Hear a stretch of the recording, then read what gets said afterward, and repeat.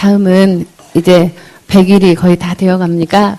새로 부임해서 100일을 거의 맞이하는 김경재 교무님의 설교 받들겠습니다. 반갑습니다.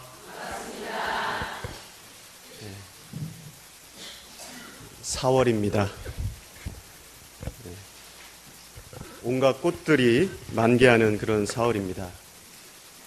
꽃 구경 많이 다녀오셨나요?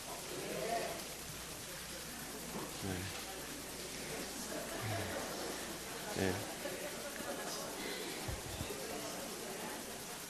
아름답게 그 활짝 핀 꽃들을 보면서 저희들의 마음에도 그 깨달음의 꽃이 이렇게 만개했으면 좋겠다, 그런 생각이 들어졌습니다. 어제 바람이 세게 불어가지고 많은 꽃들이 졌는데 이 깨달음의 꽃은 저희들 마음속에서 지지 않는 것 같습니다. 정토님들도 그러시죠? 예. 4월입니다. 예. 무슨 달인지 아시죠? 예. 대각의 달입니다. 대종사님께서 20여 년의 구독 끝에 마침내 깨달음을 얻으신 4월입니다. 대각의 달을 맞이해서 오늘 제가 설교를 준비하면서 저희들이 대종사님의 대각을 경축하고 대각 개교절을 이제 기념을 하는데, 과연 이 대각이란 무엇인가?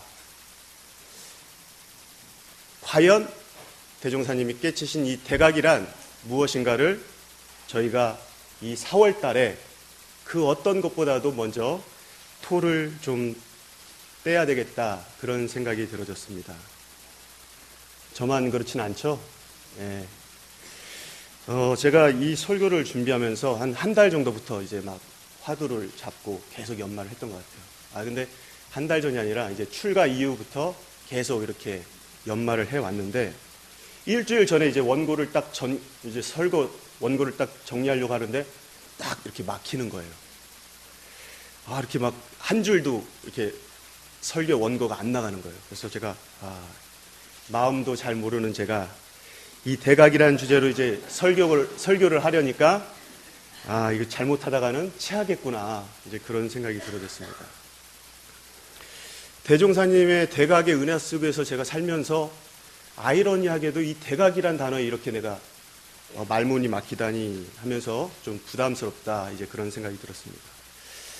그렇다고 제가 마음도 모르겠다고 했는데 그 대각도 모르겠다고 할 수 없기 때문에 이제 대각보다는 좀 더 이제 개념이 넓은 깨달음에 대해서 한번 이제 그 주제를 바꿔보면 어떨까, 이제 고민을 하다가 대각이라고 주제를 잡으나, 깨달음이라고 주제를 잡으나, 어차피 제 근기만큼, 제 그 안목만큼, 이렇게 나올 것 같은 그런 생각이 들더라고요. 그래서 어차피 대각의 달이니까 그러면 대각을 주제로 한번 연말을 해보자, 끝까지 한번 연말을 해보자, 이제 그렇게 생각을 했습니다.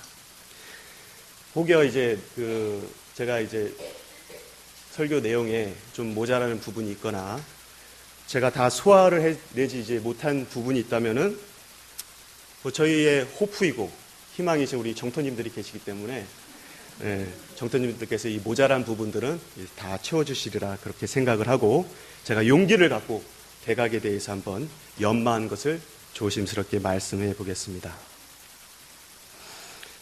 학창 시절에 저희가 이제 고경을 이제 공부하다 보면 금강경을 이제 주로 많이 공부를 하는데, 그 금강경 중에서도 이제 금강의 뜻을 여러 가지로 이제 해석을 많이 합니다. 금강의 뜻을. 너무나 다양한 뜻이 있는데 그 중에서도 이제 많은 학자분들, 또 이제 많은 선생분들께서 한 2가지 정도로 이렇게 요약을 해 주셔요. 근데 그 첫째는 뭐냐면 금강이란 다이아몬드다. 다이아몬드. 다이아몬드가 뭐죠? 결혼 예물이죠. 변할 것 같은 사랑에 변하지 않을 징표로 다이아몬드를 선물하잖아요. 그렇듯 그 다이아몬드는 영원 불멸의 진리를 저희들에게 이제 말씀을 하고 있습니다. 또 또는 이제 불괴, 괴멸하지 않는, 무너지지 않는 우리들의 자성 자리를 다이아몬드로 이렇게 표현을 하고, 또 다른 뜻으로는 이제 금강을 바즈라라고 이제 예약을 한답니다. 바즈라는 뭐냐면 벼락이래요. 벼락이 어떤 성질을 갖고 있죠? 뭔가 이렇게 탁 자르는 그런 뜻이 있는데, 무언가를 자른다라는 능이 자른다라는 그런 의미가 있다고 합니다. 그러면 무엇을 능히 자르는가? 인간의 집착과 무지를 능히 자르는 그런 금강이다 해서 금강경 이렇게 이름을 붙인다고 합니다. 이해가 좀 되시죠? 네. 제가 금강경의 그런 해석들을 보면서 제가 나름 그럼 깨달음이라는 것은 깨서 닿는 것. 저는 이제 그렇게 해석을 해보고 싶더라고요. 무언가를 깨서 어딘가에 닿는 것. 이것을 이제 저는 깨달음이라고 이제 정의를 하고 싶은데, 마치 큰 이렇게 항아리가 있어요. 큰 항아리가 있는데 어린 아이가 이제 그 항아리 꼭대기에서 이제 바닥을 닿으려고 이제 막 해요. 근데 손이 안 닿잖아요. 그럴 때 어떻게 해야 됩니까? 그렇죠. 그 큰 항아리를 깨야 됩니다. 그럼 깨면 어떻게 돼요? 어린아이의 손이 바닥에 닿겠죠? 그럼 그 바닥은 어떻습니까? 우리 정토님의 그 토하고 똑같아요. 바닥에 딱 닿으면 어때요? 서 있던 사람이 바닥에 딱 앉으면, 안정이 되잖아요. 그 바닥은 진리의 바닥인데 안정되죠. 그리고 더 넓잖아요. 그리고 평등하잖아요. 진리에 안정되고 더 넓고 평등한 바닥에 닿는 것, 이것이 깨달음이 아닐까 그렇게 생각을 해봅니다. 그렇다면은 이 4월 대각의 달을 맞이해서 무엇을 우리가 깰 때 그 진리의 바닥에 닿을 수 있을까? 한번 같이 고민을 해 주셨으면 좋겠습니다. 제가 이제 3가지로 정리를 해봤는데요. 첫째는 분별을 깨야 된다. 분별. 그래야 안정된 바닥에 닿을 수 있다. 이 세상에는 참으로 많은 분별로 짝이 지어져 있는 것 같습니다. 예를 들면 하늘이 있으면 땅이 있고, 남자가 있으면 여자가 있고, 도솔천이 있으면 어디가 있죠? 도솔천이 있으면, 그렇죠, 왕궁가가 있습니다. 만법이 있으면 하나가 있고, 비일이 있죠. 유가 있으면 무가 있고, 중생이 있으면 부처가 있고, 형이 상학이 있으면 형이 하학이 있고, 아름다움이 있으면 추함이 있고, 이런 여러 가지, 절대가 있으면 상대가 있고, 친정이 있으면 시댁이 있죠. 이러한 여러 가지 다양한 분별 중에서 가장 큰 분별이 여러분들 뭐라고 생각하십니까? 말씀을 한번 해보셔요. 나요? 자일 수도 있고. 제가 생각할 때 생사만큼 그 큰 분별이 있을까? 삶과 죽음이라는, 그러니까 여러 가지 분별들이 있는데 삶과 죽음이라는 분별처럼 큰 분별이 있을까? 그렇기 때문에 대종사님께서는 생사를 대사라고 하지 않았는가? 그러니까 많은 분별이 있는데 그 중에서도 가장 큰 분별이기 때문에 대종사님께서 그 대사라고 표현을 하지 않으셨나, 이제 그런 생각을 해봅니다. 저희들의 삶은 생과 사가 엄연히 둘로 나눠져 있습니다. 그런데 어떻게 대종사님께서는 생사가 둘이 아닌 이치를 깨달으셨을까요? 생사가 하나입니까? 둘입니까? 하나입니까? 부교무 시절입니다. 그 전무 출신의 길을 가야 하느냐 말아야 되느냐 이제 하는 그런 고민을 진지하게 했었을 때가 있습니다. 그 학부 과정에서 이제 그 배움으로는 생사가 둘이 아닌 이치를 공부로는 이제 배웠는데, 실제 저의 마음속에는 아직도 생은 생이고 사는 그것이 뚜렷하게 이제 둘로 나눠져 있는 그런 저의 마음을 봤습니다. 그러면서 제가 이렇게 공부를 했는데도 불구하고, 이론적으로 공부를 했는데도 불구하고 진리에 대해서 제가 이렇게 자신 있게 이야기하지 못할 바에는 교무회계를 이렇게 솔직하게 가지 않는 것이 좋겠다 하는 그런 고민을 했었을 때가 있습니다. 그런데 그런 저에게 한 선배님께서 이제 오셔가지고 생사의 그 분별에 대한 그 생사가 하나다는 그런 비유를 이렇게 저한테 말씀을 해주셨어요. 근데 참 그 말씀이 이제 공감이 돼서 이 자리에서 여러분들께 한번 전하려고 합니다. 그 선배님께서 이러시는 거예요. 자, 여기 종이가 이렇게 한 장이 있지 않냐? 예? 위가 있고 이제 아래가 있는데 마치 이 생과 사라는 것이 위가 생이면 밑에가 사다. 이렇게 딱 이렇게 이야기를 하시는 거예요. 그리고 많은 분별들이 그렇게 되어 있다. 그러시면서 갑자기 그 선배님께서 이렇게 딱 하시면서 갑자기 이렇게 팍! 종이를 이렇게 찢는 거예요. 이렇게 딱 뚫으시는 거예요. 지금은 잘 안 뚫렸었는데. 그때는 탁 뚫는 거예요. 갑자기 제가 깜짝 놀랬죠. 그러면서 딱 이거를 딱 빼면서 그 선배님이 그러시는 거예요. 이렇게 되면은 이거를 위 아래가 어디 있냐. 딱 그러시는 거예요. 그리고 생사가 어디 있냐. 그렇게 얘기를 저한테 해주십니다. 그러면서 업장이 두터운 사람, 이 종이의 업장이 두터운 사람은 이 구멍을 뚫기가 어렵다. 그리고 지혜가 약한 사람, 그러니까 태양의 광명이 약한 사람은 이 구멍이 좁다라는 거예요. 좁다. 그러니까 업장이 얇아지고 지혜가 넓어지면 생사가 둘이 아닌 이치를 알게 된다. 그렇게 이야기를 해 주십니다. 이해되셔요? 네. 너무 비유가 좋더라고요. 어느 사람은 뚫긴 뚫어요. 근데 가는 송곳처럼 뚫어요. 그리고 두꺼워요, 종이가. 그러니까 한번 뚫었다가 또 닫혀요. 근데 어느 분들은 그냥 광명으로 그냥 너무 얇기도 하고 그냥 바로 뚫어서 돈오돈수 되시는 분들도 계시는 것이 아닌가, 이제 그런 생각을 해봅니다. 그 선배님께서 말을 하셨던 그 순간은 제가 그 말씀을 다 이해를 할 수는 없었습니다. 그렇지만 그 선배님의 그런 어떤 열정, 그 깨달으셨다는 어떤 확신, 이런 것은 제가 마음으로 충분히 저의 마음에 이제 전해졌습니다.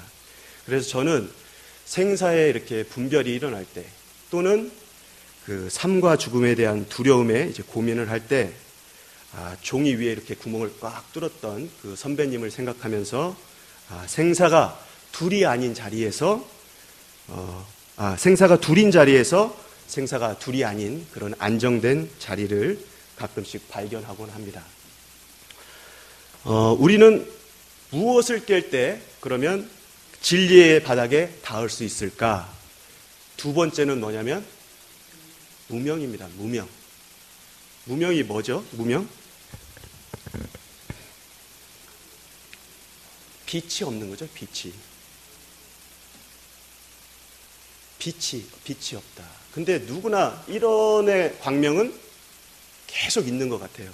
근데 왜 빛이 없을까? 대종사님께서 그 복례 정사에 계실 때 이제 등잔불을 이렇게 보시면서 정산 종사님께 이렇게 질문을 합니다. 저 등불이 그 광명은 사면을 다 밝히는데 어찌 제 밑은 저렇게 어두운가?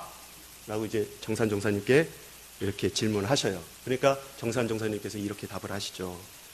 저 등불은 불빛이 위로 발하여서 먼 곳을 밝히고 등대는 가까운 데 있어서 아래를 어둡게 하는데, 비유를 하자면은 사람이 남의 허물은 잘 아나 자신의 그름은 잘 알지 못하는 것과 같다고 하겠습니다. 왜 그런가 하면은 사람이 남의 일을 볼 때는 아무런 꺼리낌이 없는 거예요. 그래서 장단과 고조를 비춰볼 수 있으나 제 스스로를 볼 때는 항상 나라는 뭐가 있어요? 나라는 상이 가운데 있어가지고 그 그림자가 지혜의 강명을 덮음으로 그 시비를 제대로 알지 못합니다. 라고 이렇게 답을 하십니다. 그러시면서 이제 대종사님께서 또 여쭙죠. 그러면 그렇게 원만하지 못한 사람이 자타 없이 밝기로 하면은 어찌해야 될까? 그러니까 정산종사님께서 이어서 답을 하십니다.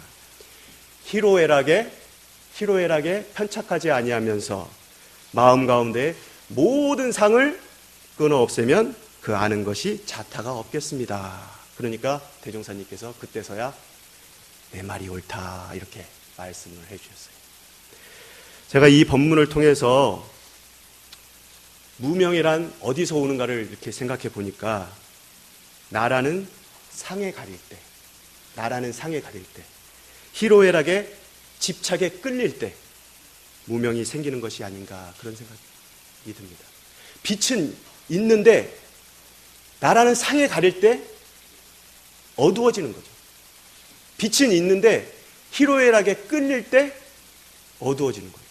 그래서 무명이라고 한 것이 아닌가 이제 그런 생각이 듭니다. 그런데 과연 이 나라는 상을 희로애락의 집착을 깨기가 쉬운가? 생각해 보면은 참으로 쉬운 문제는 아닌 것 같습니다. 저희들이 나라는 상을 없애고 희로애락의 집착에 끌리지 않으려면 어떻게 해야 될까?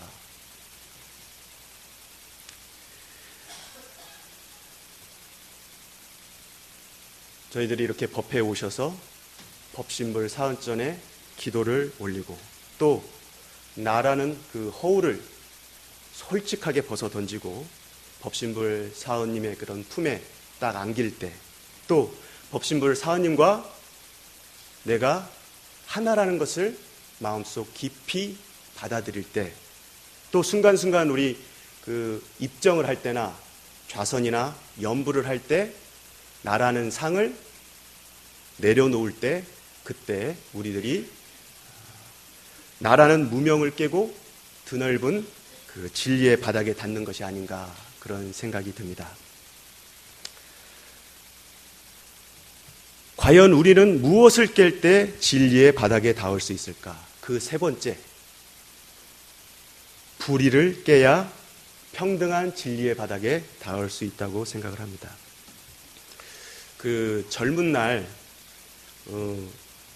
이런 것들을 좀 고민을 많이 했어요. 그러니까 세상의 불의에 대해서 좀 고민을 했었을 때가 있습니다. 누구는 태어나자마자 금수저를 갖고 태어나고 또 누구는 좋은 환경에, 좋은 부모에, 좋은 인연들 속에서 살아가는데 누구는 흙수저를 갖고 태어나고 힘든 환경에, 낮은 인연에 그렇게 살아갈까? 누구나 잘 사는 그런 평등 세상은 없는 것인가 하면서 고민을 했었습니다. 특히 이제 마음 착한 분들께서 그 힘든 환경에서 살아가는 그런 모습들을 보면 참 마음이 많이 이렇게 아프곤 했는데요.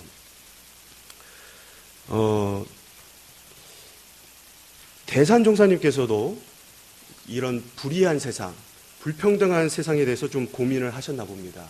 그래서 천도품 35장에서 대종사님께 이렇게 여쭙죠. 대종사님, 열반경에 이르기를 전생리를 알고자 할진대 금생에 받은 바가 그것이요. 또 내생리를 알고자 할진대 금생에 받은 바가 지은 바가 그것이라 하였는데 금생에 죄 받고 복 받는 것을 보면은 그 마음 작용하는 바가 죄를 받아야 마땅한 사람이 부귀가해서 향락생활을 하는 수도 있고 또는 그 마음이 착해서 당연히 복을 받아야 할 사람이 도리어 빈천한 가정에서 비참한 고통을 받는 수가 있으니 인과의 진리가 적확하다고 할 수 있습니까? 라고 대산종사님께서 대종사님께 딱 여쭙니다. 그러니까 대종사님께서 이렇게 답을 하십니다. 그러니까 모든 불조들이 최후 일념을 청정하게 가지라고 경계하셨다.